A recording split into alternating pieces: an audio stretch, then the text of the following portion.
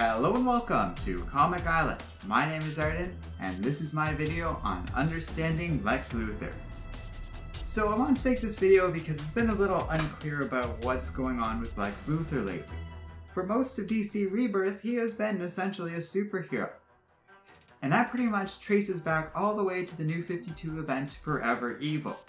In it, Lex Luthor basically leads a team of other villains in saving the day against an evil version of the Justice League from an alternate universe who almost takes over their world. During such time, Luthor is basically inspired into being a hero after seeing how rewarding the experience can be, and after deducing the secret identity of Batman thanks to the events of Forever Evil, Luthor basically blackmails his way onto the Justice League. Hooray! Yet from there, he kind of turned out to be a pretty awesome hero, one that I was kind of rooting for in my own little way.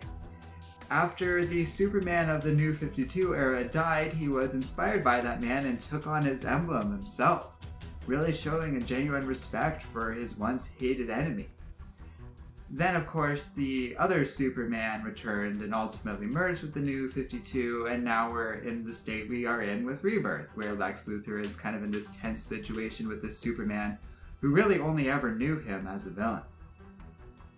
That all came to a head recently when Lex Luthor, apparently feeling as though Superman kind of has abandoned him and never really did anything from him, and basically coming back around to his original beliefs of Superman being this dangerous alien and so forth, has abandoned Superman's emblem from his suit and basically seems to be drifting back to his villainous self.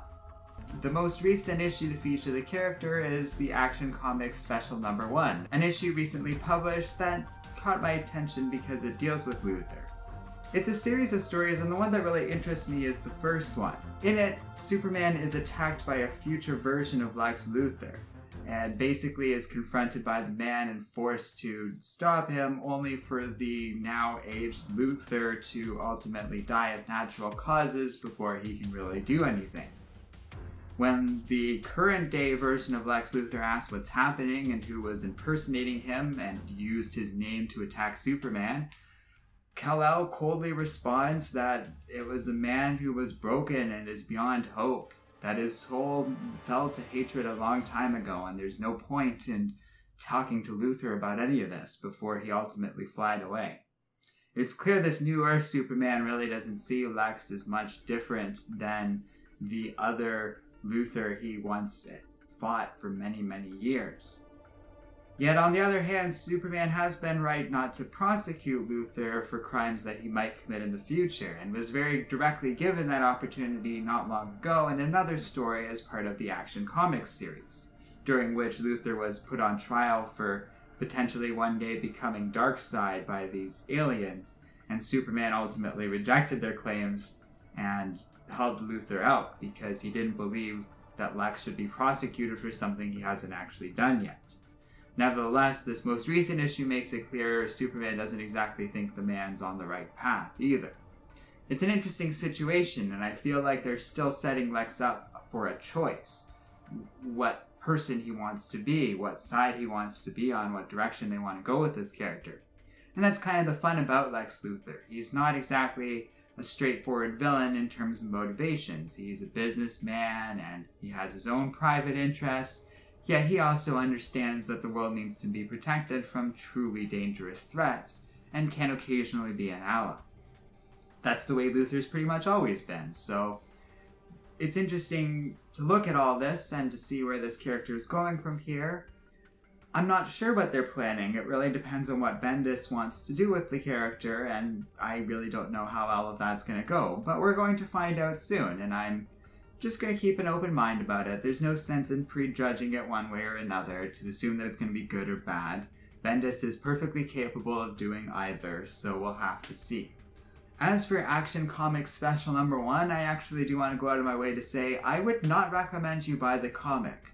Where issue number 1000 is a high-budget, celebratory, fun festival of awesome stories, Action Comics Special really only features 3 stories and only one of them are good.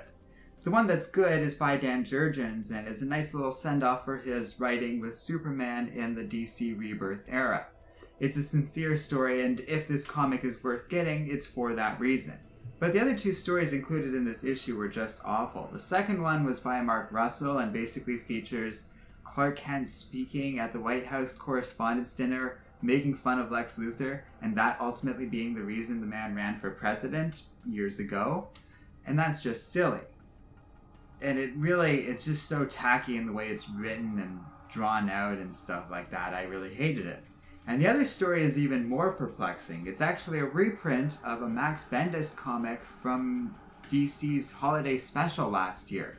So yeah, it's a Christmas story about Superman buying a gift for Lois Lane. And while I liked it the first time I read it, I don't understand why we're republishing a Max Landis story. That's not a dude you want to be republishing content for, period. I get why they did it before in the holiday special, when certain allegations of the man were only coming out, but why are they bothering to do this again? It makes no sense, and I can think of tons of better Superman stories they could have reprinted or something different.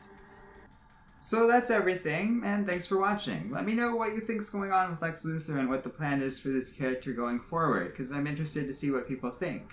Is he really just going to be a villain from now on? Or is there going to still be something interesting? The traditional route would be for this guy to have a moment where he can sacrifice himself as a big hero, yet I'd give DC credit if they went in a different direction, since that's the typical thing to do for a villain who's redeemed himself in fiction in general. So if you have any different ideas, I'm all ears and would definitely love to hear from you in the comments section. If you like this video, check out our Patreon page in the video description below. Patrons get a say in the videos we make for only $1 a month. And don't forget to like, subscribe, and keep reading comics.